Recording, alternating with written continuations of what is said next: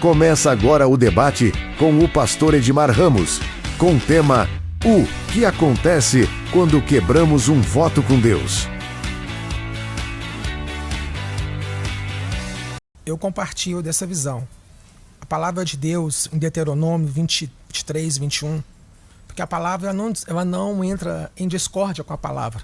Sim, a palavra sempre está em concordância. E diz: se um de vocês fizer um voto ao Senhor, ao seu Deus, não demore em cumpri-lo, pois o Senhor, seu Deus, certamente lhe pedirá conta, e você será culpado de pecado, se não o cumprir. Mas se você não fizer o voto, de nada será culpado. Faça tudo para cumprir o que os seus lábios prometeram, pois com a sua própria boca você fez espontaneamente o seu voto ao Senhor, ao seu Deus. Eu entendo, William, que o nosso Deus, ele é um Deus espiritual. E tudo aquilo que você apresenta para Deus, que ele é espiritual, se torna espiritual. Então o voto, ele é algo muito sério, ele é algo muito complexo, e ele é algo que deve ser feito com muita diligência e sabedoria. A própria palavra diz: se fosse melhor que você não faça do que você fazer e não cumprir. Sim.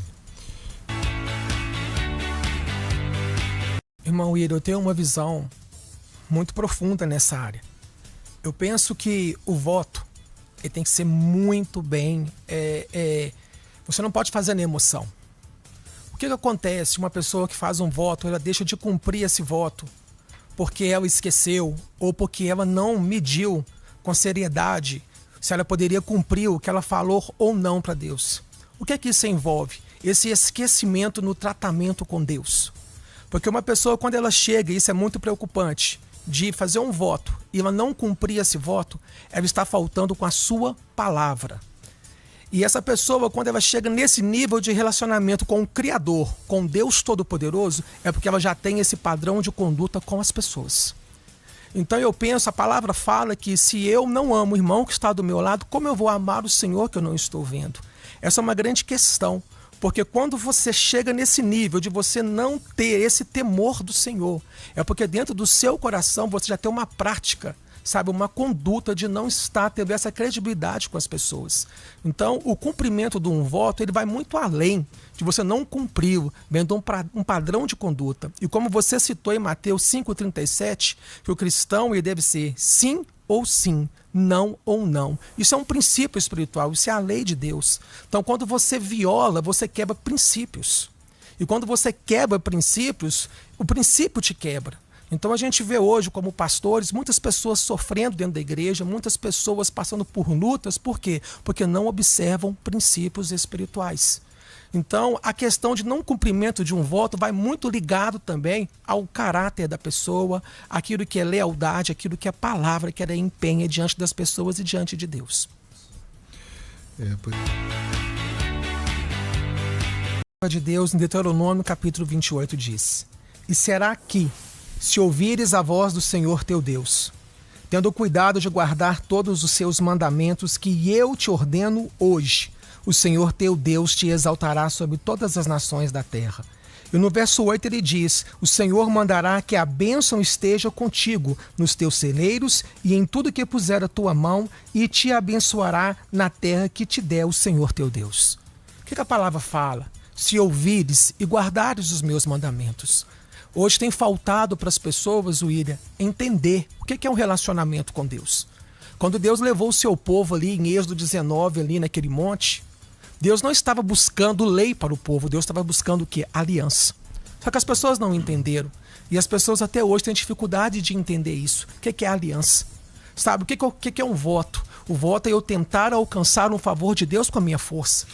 Que no Salmo 103, 8 diz: misericordioso, piedoso é o Senhor, longânimo e grande em benignidade, não reprovará perpetuamente, nem para sempre reterá sua ira. Deus diz: não nos tratou segundo nossos pecados, nem nos recompensou segundo as nossas iniquidades.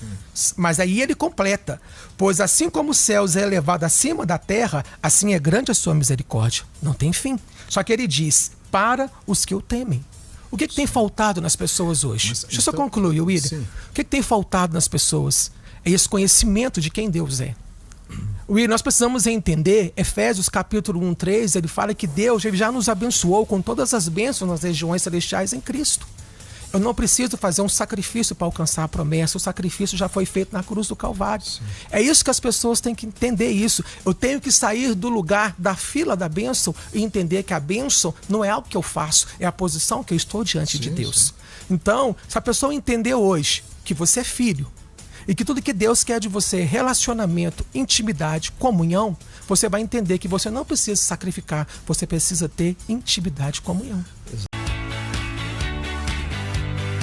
Provérbios, capítulo 3, verso 5 diz: confia no Senhor de todo o teu coração e não te apoie no seu próprio entendimento.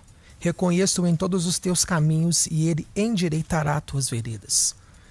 Eu tenho uma experiência muito forte nessa área. Porque eu entendo como pastor que eu só posso pregar onde eu fui pregado, sabe? E é muito pertinente o que eu vou falar aqui para as pessoas que estão me ouvindo. O voto é bíblico. Não estou aqui para falar contra o voto, sabe?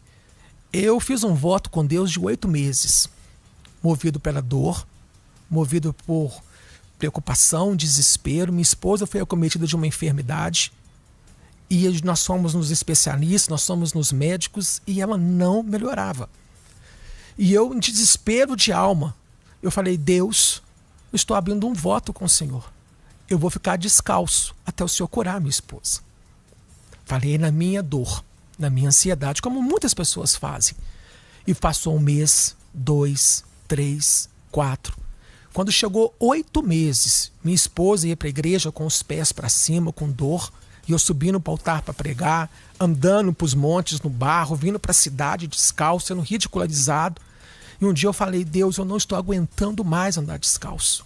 Eu estou com muitas dores nos meus pés. Tem misericórdia.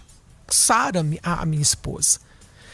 E quando eu chorei aos pés do Senhor, eu senti graça e misericórdia dele. Amém, sabe? E passou 2 semanas, minha esposa foi no SUS.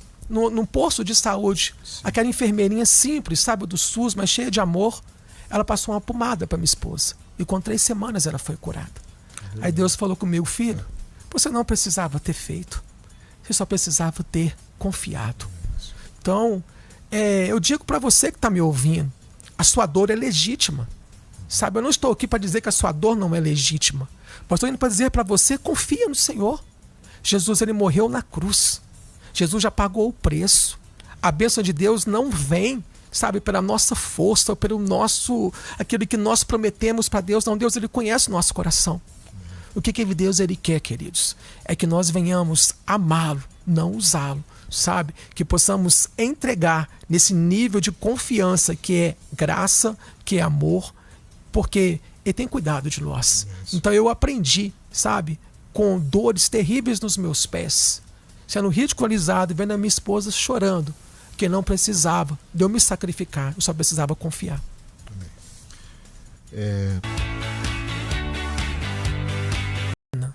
O voto de Ana, ele é um exemplo, né, para muitas mulheres, para todos nós. O que teve de especial no voto de Ana? Ana chorou por anos e anos e anos, sofrendo aflição, sofrendo desrespeito de Penina.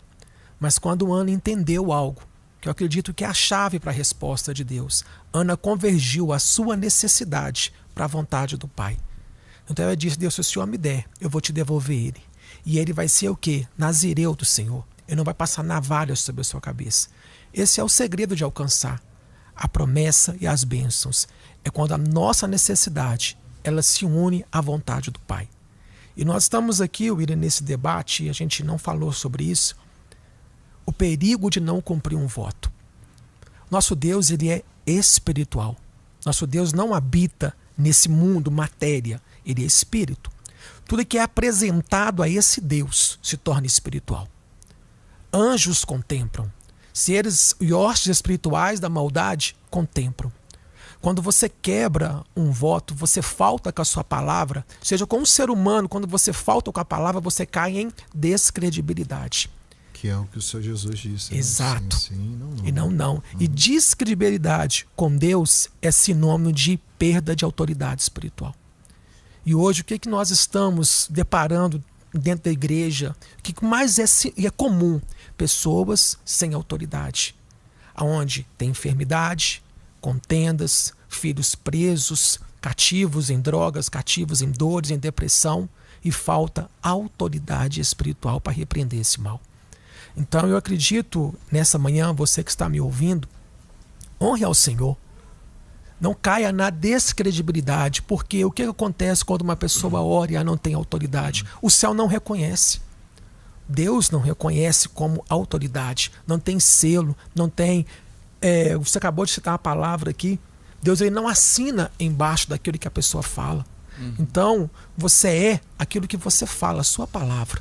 Então, não faça um voto, faça um propósito.